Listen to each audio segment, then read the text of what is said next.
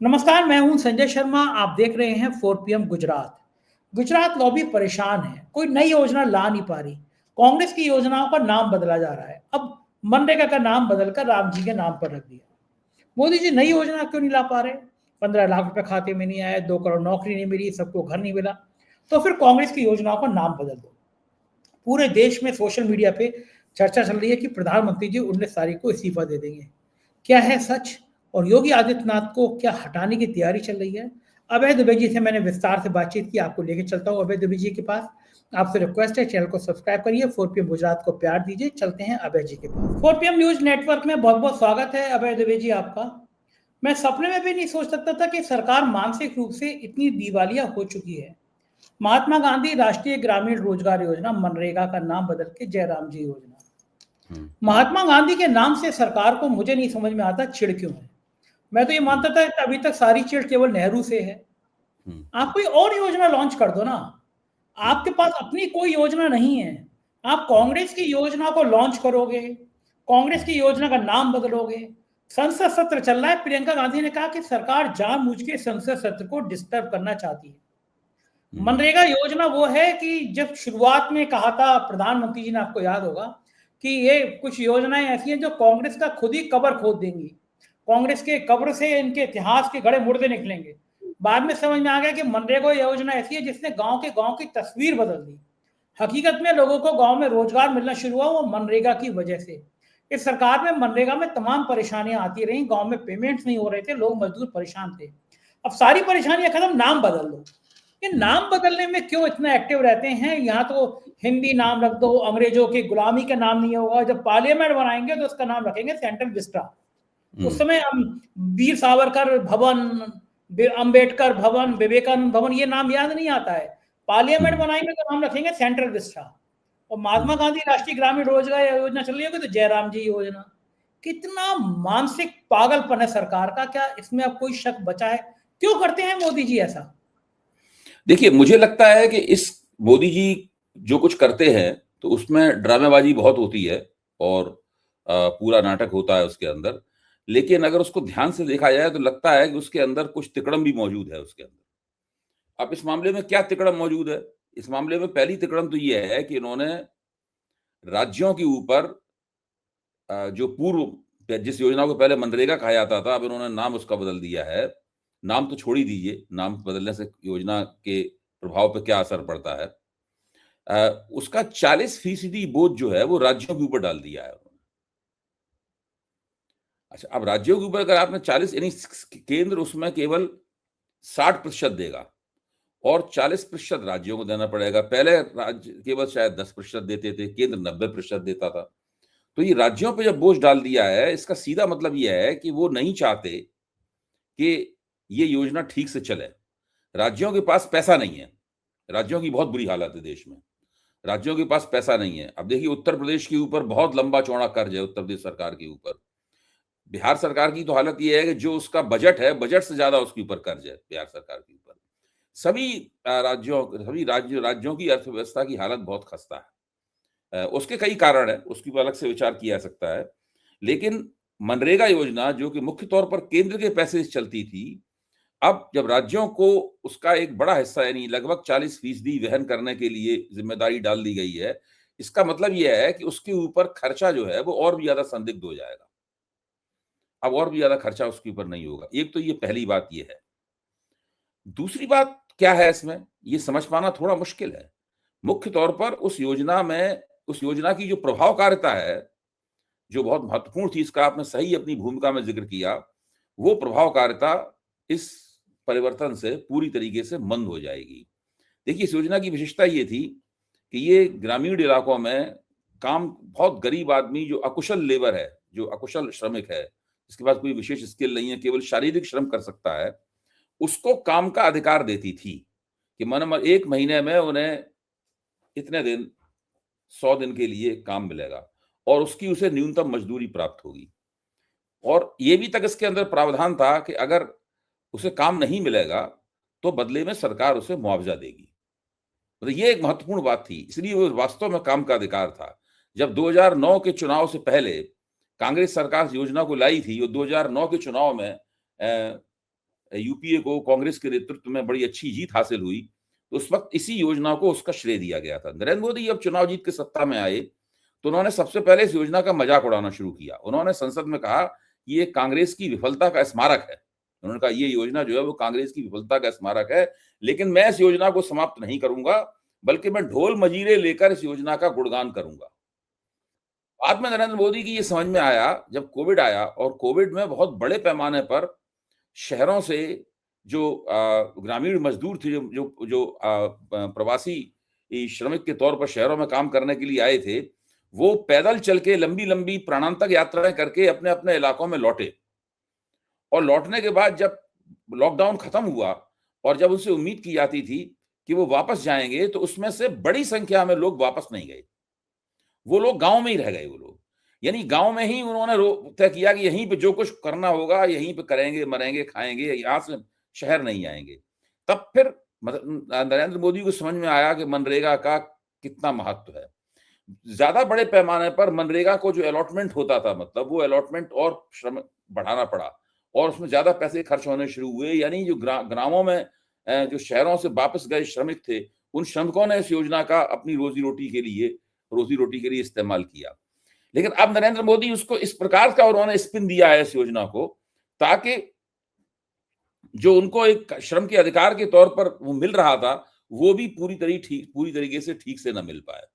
ये समझ से बिल्कुल बाहर है। इसके पीछे क्या है, मतलब ये नरेंद्र मोदी को व्यक्तिगत रूप से क्या फायदा? केवल एक ही फायदा हो सकता है कि केंद्र सरकार के पैसे या पहले के मुकाबले इस पे कम खर्च होंगे, कुछ पैसा ये बचा लेंगे और बचे हुए पैसे से शायद हो सकता है कोई फिर लाभार्थियों में बांट दें या कुछ इस प्रकार की कोई गतिविधि करें। इसके अलावा तो मेरी समझ से बाहर है कि इस योजना के साथ ऐसा क्यों किया जा रहा है। ठीक बात है ये, क्योंकि ग्रामीण परिवेश में मैंने न जाने कितने गांव का दौरा किया है। मनरेगा योजना ऐसी थी कि आदमी मेहनत करके अपना घर परिवार चला लेता था। अच्छा, ये जो बड़ा ये दावा करते हैं कि हमने इतने वोटर बना लिए हैं कि जिनको हम अन्न दे रहे हैं, जिनको खाना दे रहे हैं, हमारे वोटर हो गए। अब तो समझ में आ रहा है कि वोटर असली में ज्ञानेश कुमार पैदा करते हैं, ये अन्न पैदा नहीं करते हैं। मैंने एक नई चीज देखी अबे जी, पिछले महीने मैं कुछ गाँव में गया, उन लाभार्थियों से भी मिला, दलित परिवारों से मिला। लोगों के मन में ये, अब ये लोग रिएक्ट करने लगे, कोई एहसान थोड़ी ना है, ये अपने मामा जी के घर से थोड़ी ना लेके आए, ये तो हमारा ही पैसा है। और लोग रिएक्ट इस तरह करते हैं कि भाई महंगाई आपने इतनी बढ़ा दी, पेट्रोल डीजल आपने इतना बढ़ा दिया, सब्जी के दाम इतने बढ़ गए, तेल इतना बढ़ गया, और उस पर आप हमारे पैसे से टैक्स काट के हमको राशन दे रहे, तो कौन सा एहसान कर रहे हो? मतलब लोगों के मन में ये भावना आ गई, ये राशन जो है ये तो हमारा अधिकार है, इसे नहीं छीन सकते। आपको लगता है कि अगर ये जो 2 वक्त का राशन है, इसको किसी दिन बंद करने की नौबत आई तो देश में क्या हाल होगा? 80 करोड़ लोग जो नरेंद्र मोदी ने कोविड के जमाने में योजना शुरू की गई थी, उससे कोविड खत्म हो जाने के बाद भी इसको 1 साल के लिए बढ़ाया गया। तो ये समझा जा रहा था कि कोविड का जो आफ्टर इफेक्ट है, यानी कोविड के जो बाद के दुष्परिणाम हैं, उसमें लोगों की जो आर्थिक कमजोरी है, उस कमजोरी को मद्देनजर रखते हुए इसको बढ़ाया गया। लेकिन उसके बाद नरेंद्र मोदी इसको लगातार बढ़ाते चले गए और एक तरह से उन्होंने उसको स्थायी रूप दे दिया। अब ये या तो इस बीच में अर्थव्यवस्था में कुछ चमक आती, लोगों की आमदनियां बढ़ती, तब फिर उसके बहाने इस योजना को समाप्त किया जा सकता था। देश में वो अर्थव्यवस्था में तो वो चमक आई नहीं। तो कुल मिला के एक तरह से जो 80 करोड़ लोगों को मिल रहा है मुफ्त अनाज, वो एक स्थायी स्थिति पैदा हो गई है। अब इसको कौन बंद कर सकता है? मोदी जी तो कभी बंद करेंगे ही नहीं इसको। मोदी जी मान ले अब चुनाव हार जाते हैं, नई सरकार आ जाती है, नई सरकार भी इसको बंद नहीं कर पाएगी, क्योंकि जो सरकार इसको बंद करेगी, लोग उसके बहुत बड़े पैमाने पर खिलाफ हो जाएंगे और बहुत दिक्कत पैदा होगी। ये इस तरह की मोदी जी ने स्थिति पैदा कर दी है अपना चुनाव जीतने के चक्कर में, ताकि हमारे पास खिलाफ एंटी इनकम्बेंसी जो है वो तीखी ना हो और एंटी इनकम्बेंसी में लोग हमारे के नाराज ना हो जाएं। इसके लिए ये जो मुफ्त अनाज बांटा जा रहा है, इसने एक ऐसी परिस्थिति पैदा कर दी है जो इस योजना के खत्म होने पर जो परिणाम उसके निकल के आएंगे, वो आज अकल्पनीय परिणाम है। ये इन्होंने पैदा कर दिया है। ये बिल्कुल ठीक है, क्योंकि अब मुझे लगता नहीं है कि कोई भी सरकार इस योजना को बंद करने की स्थिति में आ पाएगी। ये बात बिल्कुल ठीक है।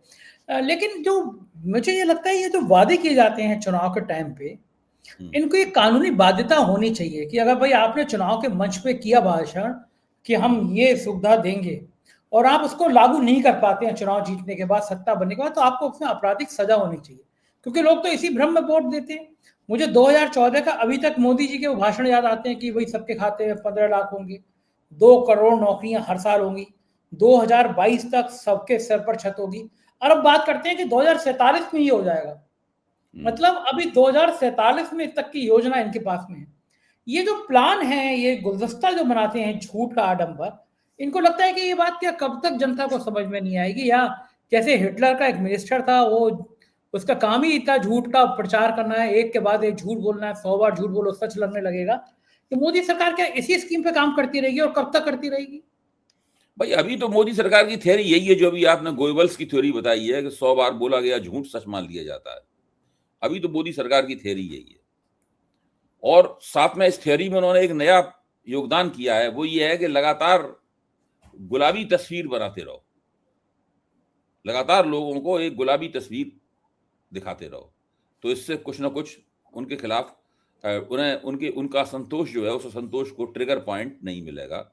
इसी कोशिश में मोदी जी लगातार लगे रहते हैं, और मेरी भी ये समझ में नहीं आता कि ये कब तक इस चीज को खींचा जा सकता है। अब जैसे कि आज इसी योजना के ऊपर एक टीवी पे बहस हो रही थी कि मनरेगा का नाम क्यों बदला मोदी जी ने, तो एंकर पूछ रहा था कि भाई इस नाम बदलने से क्या फायदा हुआ, वो नाम था उसकी जगह ये नाम रख दिया, चलिए आपको महात्मा गांधी का नाम पसंद नहीं, पहले तो सुना ये गया था कि पूज्य बापू, महात्मा गांधी की जगह पूज्य बापू करने वाले हैं, तो इनकी आलोचना हुई कि गांधी को महात्मा पहले भी मानने के लिए तैयार नहीं थे, इसीलिए उसका नाम पूज्य बाबू कर रख रहे हैं, तो उन्होंने बाद में उसमें गांधी का नाम ही हटा दिया। तो पूछा गया भारतीय जनता पार्टी के प्रवक्ता से कि भाई आपने इसमें नाम बदलने की क्या तुक थी, आप नाम बदल के क्या हासिल किया, मतलब क्यों, क्या उसका नाम आप न तो ये मुगलों द्वारा रखा गया नाम था, न ही अंग्रेजों द्वारा रखा गया नाम था, फिर आपने नाम क्यों बदला इसका? और अगर कांग्रेस द्वारा रखे गए नाम से आपको चिढ़ थी तो 11 साल से आप इस नाम को क्यों चला रहे थे? भाई 11 साल हो गए ना इस योजना के, इसी नाम को चलाते चलाते, क्यों चला रहे थे? तो जानते हैं उसने बीजेपी के प्रवक्ता ने क्या जवाब दिया? बोला परिवर्तन से आपको क्या दिक्कत है, परिवर्तन करना चाहिए हर चीज में, इसलिए हमने उसका परिवर्तन कर दिया नाम का।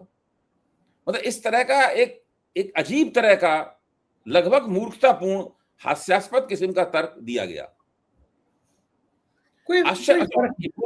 इतनी निर्लज्जता के साथ में, जैसे उनका कोई कुछ नहीं बिगाड़ सकता, वो कितनी बड़ी बेवकूफी की बात करें, सार्वजनिक मंचों के ऊपर इस तरह के तर्क देते हैं, कोई शर्म भी नहीं आती इस बातों में। कोई तुक ही नहीं है इस बात की। भाई कुछ तो किसी चीज के पीछे कोई तर्क होना चाहिए। अब जैसे कि इन्होंने तमाम वो नाम बदल दिए हैं, उन्होंने जो प्रधानमंत्री दफ्तर है उसका नाम सेवा तीर्थ रख दिया है, उनका अपना जो घर रेस कोर्स रोड पे था उसका नाम लोक कल्याण मार्ग कर दिया है, उसका कर्तव्य पथ कर दिया नाम, कहीं कुछ कर दिया कहीं कुछ कर दिया, इस प्रकार के नाम बदल रहे हैं। एक तरह का बहुत अजीब तरह की मनमानी है, बिल्कुल उस मनमानी के तहत सारे काम कर रहे हैं ये। अच्छा, और इस मनमानी के राजनीतिक दायरे में उसकी अभिव्यक्तियां दिखने लगी हैं। अब जैसे कि जब मोदी जी 2024 में बहुमत हार गए और उनको अल्पमत में आना पड़ा, तो उसके बाद राष्ट्रीय स्वयंसेवक संघ ने इनके ऊपर बहुत छीटाकशी की, और उस छीटाकशी करने के बाद में संघ ने ये कोशिश की कि भारतीय जनता पार्टी का नेतृत्व जो है वो अपनी तरफ खींच ले, मोदी जी के हाथ से निकाल ले। अब मोदी जी ने 4 राज्यों के चुनाव जीत लिए, तो उन्होंने तब तक मोहन भागवत ने बयान दे दिया कि सारी दुनिया मोदी जी की बात सुनती है। तो मोदी जी ने कहा कि मोहन भागवत, अगर सारी दुनिया मेरी बात सुनती है तो तुम भी मेरी बात सुनो, पूछूंगा नहीं तुमसे कौन अध्यक्ष बनाना है। और उन्होंने अपनी तरफ से अध्यक्ष घोषित कर दिया। गजब है। अच्छा, पूरे सोशल मीडिया पे एक बात बड़ी भयंकर रूप से फैल रही है कि 19 तारीख को बहुत बड़ा कांड होने जा रहा है, अमेरिका में कोई फोटो आने वाले हैं, रंगीन फोटो हैं, प्रधानमंत्री को इस्तीफा देना पड़ेगा। मतलब बाढ़ लग गई है। मुझसे कई लोगों ने पूछा, फोन करके पूछा कि क्या 19 तारीख को मोदी जी इस्तीफा देंगे? अफवाह तो बहुत है ना, बहुत भयंकर रूप में फैली है ना समय से। और संसद में सारे एक व्हिप भी जारी किया है कि वो सारे सांसद जो है वो 19 तारीख को वहां मौजूद रहे संसद में। ये भी है, कुछ हो सकता है क्या? है? कुछ हो सकता है? नहीं नहीं नहीं, वो ये जरूर है कि अब प्रियंका गांधी ने ही संसद में कह दिया था, जब वो वंदे मातरम के सवाल पर जवाब दे रही थी मोदी को, तो प्रियंका गांधी ने जब बहुत टोका टाकी कर रहे थे, ओम बिरला बहुत टोका टाकी कर रहे थे, तो प्रियंका गांधी ने कह दिया था कि भाई आपको चर्चा करानी है तो आप जो पीएमओ के प्रधानमंत्री दफ्तर के अंदर जो बैटिंग का खेल हो रहा है उस पर चर्चा क्यों नहीं कराते, जो एप्स्टीन फाइलों में मंत्री का नाम आ गया है उस पर चर्चा क्यों नहीं कराते, और इतना कह के वो मुस्कुरा दी थी प्रियंका गांधी। तो ये संसद में भी बात इतनी तो बात उठी गई है विपक्ष के एक महत्वपूर्ण एक अहम सांसद द्वारा कि भाई एक मंत्री का नाम आ गया है एप्स्टीन फाइलों में। और आज एक तस्वीर भी प्रकाशित हुई है इसके अंदर डोनाल्ड ट्रंप की तस्वीर है और उसके बगल में सुनहरे बालों वाली एक औरत है, और डोनाल्ड ट्रंप की पुरानी तस्वीर है, तब उनकी उम्र थोड़ी कम लग रही है, और उस औरत के चेहरे के ऊपर वो सब उस चेहरे को छुपाने के लिए उसके ऊपर वो बना दिया गया है ताकि उसका चेहरा सामने ना आए।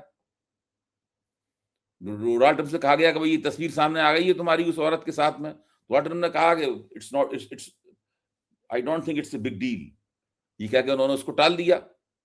तो जो एप्स्टीन फाइलें है वो फाइलें तो निश्चित रूप से कुछ ना कुछ तो उससे हंगामा होगा।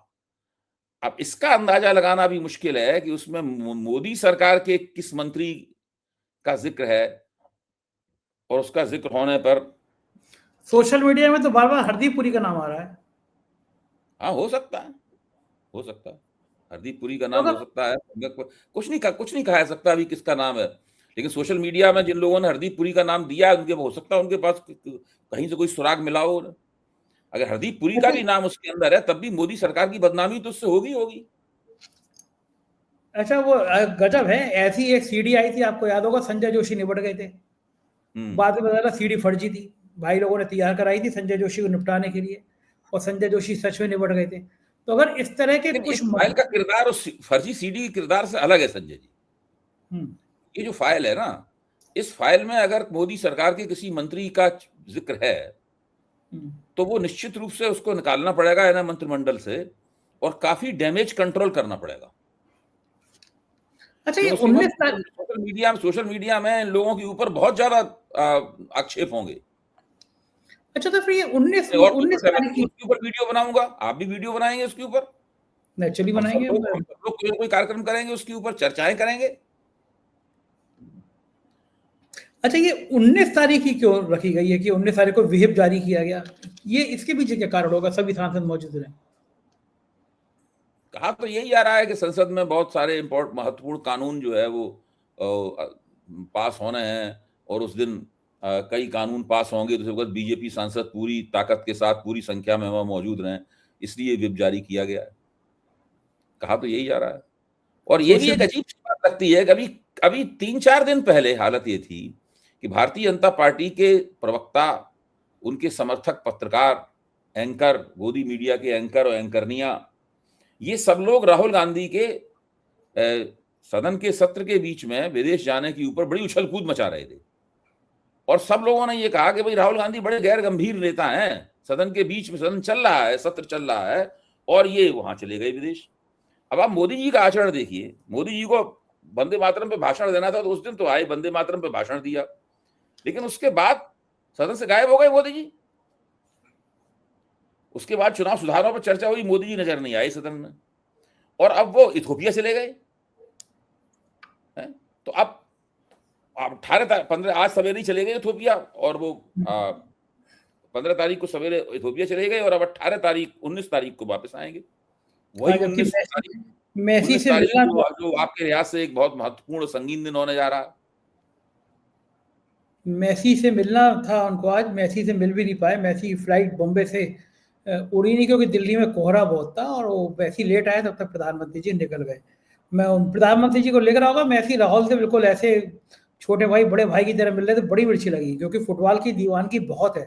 कलकत्ता में तो दिखाई दिया कि क्या दीवानगी है मैसी को लेकर।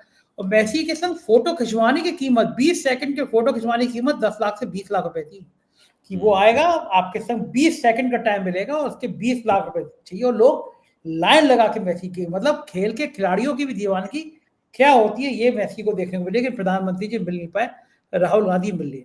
एक बड़ी महत्वपूर्ण घटना हुई, योगी जी ने कहा कि एसआईआर से यूपी में लगभग 3-4 करोड़ वोट कट गए और उसमें से 80-90% बीजेपी के थे। अखिलेश यादव ने कहा कि हमारे पीडीए के साथ ही एक्टिव हो गए, इसलिए भाजपाइयों के मंसूबे पूरे नहीं हो पाए। लेकिन 3-4 करोड़ वोट कट जाना, 3-4 करोड़ वोट उत्तर प्रदेश में, वो कैसे कैसे नहीं कटेंगे? अभय जी, एक सेकंड अभय जी, रोकूंगा मैं आपको। मैं जिस सोसाइटी में रहता हूँ, कम से कम दर्जन भर आईएएस आईपीएस रहते हैं और बड़े प्रबुद्ध लोग रहते हैं, एक पॉश सोसाइटी है। आधे से ज्यादा लोग अभी तक उसमें फॉर्म जमा नहीं कर पाया एसआईआर का, इतना टिपिकल है। और मैं बड़े खेद के साथ कह रहा हूँ, मुझे शर्म भी आ रही है कि मैं खुद जमा नहीं कर पाया हूँ, क्योंकि मैं लगातार बाहर चल रहा हूँ, मैं 15-20 दिन से बाहर हूँ, लखनऊ में रह नहीं पाया। तो बताओ, मेरा नाम भी शायद कट गया होगा, मुझे फिर जाकर कुछ ना कुछ अप्लाई करना पड़ेगा। तो आप सोचो कि ऐसे हम शहर के रहने वाले लोग, सोसाइटियों में रहने वाले लोग, लखनऊ में रहने वाले लोग जमा नहीं कर पाए, तो दूर दराज के लोग, मिर्जापुर, रॉबर्ट्सगंज और यहाँ के नदी पार के लोग ये कैसे जमा कर दिए? वो 3-4 करोड़ वोट कितने होती है? नहीं, आप जो बात कह रहे हैं बिल्कुल सही है। मैंने भी आपके साथ एक दिन चर्चा करते हुए वो फॉर्म वगैरह दिखाया था और मैंने बताया था कि फॉर्म भरने में कितनी दिक्कत आ रही है। संयोग से हम लोगों ने फॉर्म भर के जमा कर दिया है, लेकिन उसमें हम लोगों को निश्चित रूप से दिक्कत आई। काफ़ी दिमाग खपाना पड़ा, पूछताछ करनी पड़ी। वो जो बूथ लेवल अफ़सर आई थी, वो उससे हमने कई शंकाएँ उठाई, तो हमारी शंकाओं का जवाब देने के बजाय उसने हमें एक वीडियो हमारे फ़ोन में उसने फॉरवर्ड कर दिया। उस वीडियो को सुनिए। उस वीडियो को हमने 10-20 मिनट की वीडियो को सुना, तब समझ में आया कि काम कैसे करना है इसका। तब उसको वो किया। अच्छा, अब उसमें ये जो योगी आदित्यनाथ ने बात कही है, ये बात बहुत गंभीर है। मैं समझता हूं कि इसके ऊपर अलग से चर्चा होनी चाहिए और मैं भी कुछ चर्चा करूंगा विशेषज्ञों से। उत्तर प्रदेश का मुख्यमंत्री ये कह रहा है, आंकड़े देके सार्वजनिक मंच से ही कह रहा है, पार्टी के अंदर शिकायत नहीं कर रहा है, चुनाव आयोग को शिकायत नहीं कर रहा है। उस सार्वजनिक मंच से ये कह रहा है कि उत्तर प्रदेश की आबादी है कितनी, 15 करोड़, 16 करोड़ उत्तर प्रदेश की आबादी है और जो एसआईआर के बाद वोटर लिस्ट आई है उसमें वोटरों की संख्या है 12 करोड़, नहीं 16 करोड़ वोटर होने चाहिए, 12 करोड़ वोटरों की संख्या है। तो 4 करोड़ वोटर कट गए हैं और ये 4 करोड़ वोटर किसी विरोधी पार्टी के नहीं वोटर हैं, बल्कि इसके 80-90% भाजपा के वोटर हैं, वो वोटर कट गए हैं, ये कह रहा है। तो इसका क्या मतलब निकाला जाए? अच्छा, और ये तब कह रहा है जबकि एक दिन पहले एक ऐसे व्यक्ति को उत्तर प्रदेश भाजपा का अध्यक्ष बना दिया गया जिसको आदित्यनाथ जी और उनके समर्थक नापसंद करते हैं। भाई, पंकज चौधरी को बनाया गया उत्तर प्रदेश भाजपा का अध्यक्ष, तो इससे आदित्यनाथ जी के खेमे में कोई खुशी की लहर थोड़ी ना दौड़ी है। उनके समर्थक पत्रकार जो हैं, जो उनके पक्ष में रोज वीडियो बनाते हैं, उन्होंने बहुत ही इस कदम की कड़ी आलोचना करते हुए वीडियो बनाए हैं। हाँ, वो प्रदीप सिंह का मैंने देखा था। लोग कह रहे हैं प्रदीप सिंह की मैगजीन को बड़े उत्तर प्रदेश सरकार बड़ा उपकृत करती रही है, विज्ञापन देती रही है। प्रदीप सिंह बड़ा रो रहे हैं पंकज चौधरी के अध्यक्ष को जाने पे, और कहते कितनी गंदी भाषा इस्तेमाल कर रहे हैं। कोई जानता नहीं, 7 बार का एमपी है भैया वो। तो ये इसका मतलब ये है कि आला कमान के साथ में, यानी आला कमान का मतलब है मोदी और शाह के साथ में, जो योगी आदित्यनाथ का जो अंतर्विरोध था, यानी खटपट जो थी उनके साथ में, वो खटपट एक नए आयाम पे पहुंच गई है। यानी एक दिन पहले आपका विरोधी अध्यक्ष बनाया गया पार्टी का, और दूसरे दिन से आप कहने लगे कि भाई 4 करोड़ वोटर काट दिए। वो वोटर काट दिए जो कि बीजेपी के वोटर थे। इसका क्या मतलब हुआ? भाई, मैं तो इसका एक ही मतलब निकाल सकता हूं कि बीजेपी का आला कमान कोई ऐसा खेल कर रहा है जिसमें वो भाजपा की सीटें कम कर देना चाहता है केवल, और बड़े हिसाब से काम किया जा रहा है कि भाजपा को बहुमत तो मिल जाए, लेकिन जो एक बड़ी जीत होती थी, बड़ी जीत न हासिल हो, और बड़ी जीत हासिल न होने का कि बड़ी मुश्किल से पार्टी चुनाव जीत पाई, योगी के दरवाजे पर ठीकरा फोड़ दिया जाए और उनको मुख्यमंत्री पद से हटा दिया जाए। ये इस पूरी योजना पर काम चल रहा है और एसआईआर को इस योजना के लिए इस्तेमाल किया जा रहा है। बड़ी गंभीर बात आपने कही है। एक आखिरी सवाल, एक बहुत शर्मिंदगी वाली तस्वीर देश के सामने आई, वो भी एक मुख्यमंत्री द्वारा। नीतीश कुमार एक प्रशस्ति पत्र बांट रहे थे, एक लड़की हिजाब पहने आई, मुख्यमंत्री ने अपने हाथ से उसका हिजाब हटा दिया। इससे ज़्यादा शर्मनाक बात मैंने आज तक किसी मुख्यमंत्री के कृत्य की नहीं देखी। मुझे लगता है इसके बाद नीतीश कुमार को एक पल भी पद पर रहने का अधिकार नहीं है। किसी महिला के मुँह से उसका हिजाब हटाना कितनी अशोभनीय है कि उम्र का कोई लिहाज नहीं है कि आप बुजुर्ग हो तो आपको ये राइट मिल जाता है कि आप किसी महिला के चेहरे पे ऐसे हिजाब हटा दें। कितना खराब कृत्य है, क्या मानसिक दिवालिया हो गई है नीतीश कुमार? नहीं, वास्तव में बहुत मैंने भी जब ये क्लिप देखा, जो टीवी पे दिखाया जा रहा है क्लिप, तो मुझे भी एक आश्चर्य और दुःख का मिला-जुला असर मेरे ऊपर पड़ा। भई उनको क्या ज़रूरत थी ये सब करने की? कोई ज़रूरत नहीं थी करने की। न तो आप बुज़ुर्ग हैं इसलिए आपको ये अधिकार मिल जाता, आप मुख्यमंत्री हैं तब भी आपको अधिकार नहीं मिल जाता। अगर कोई औरत घूंघट में है, अगर कोई औरत हिजाब पहने हुए है, बुर्का पहने हुए है या और किसी तरीके से पर्दा किए हुए है, तो सार्वजनिक जीवन में आपको कोई अधिकार नहीं है कि आप उसके पर्दे का अतिक्रमण करें। ये नीतीश कुमार को नहीं करना चाहिए था। और चुनावी मुहिम के दौरान तो नीतीश कुमार ने ऐसी कोई कभी गतिविधि नहीं की जो आपत्तिजनक हो। उससे पहले वो कुछ इस तरह की हरकतें कर रहे थे, अजीब-अजीब तरीके से हँसने लगते थे या कुछ और इस प्रकार की गतिविधियाँ करने लगते थे, जिन्हें देखकर ताज्जुब होता था और उनका उपहास भी होता था। अब फिर दोबारा वो अब चूँकि अभी-अभी बड़े पैमाने पे चुनाव जीत के सत्ता में आए हैं, अब फिर से उन्होंने ये इन हरकतों की शुरुआत कर दी है। अब देखिए ये बात कहाँ तक पहुँचती है। इस तरह की अगर उन्होंने 3-4 हरकतें और दी तो हो सकता है कि भाजपा इसी बहाने उनको हटा दे मुख्यमंत्री पद से। ठीक, बात और हटा अब ही देना चाहिए। तो बहुत ही खराब कृत्य है कि किसी लड़की को कितना अपमानित होना पड़ा। दिन भर जी। देश भर में तस्वीरें उस लड़की की चली हैं और बहुत ही शर्मनाक बात है। बहुत-बहुत शुक्रिया अभय जी, आपने इतना समय दिया मुझे बातचीत की। ये थे अभय दुबे जी, कैसी लगी बातचीत बताइएगा ज़रूर। शुक्रिया, थैंक यू।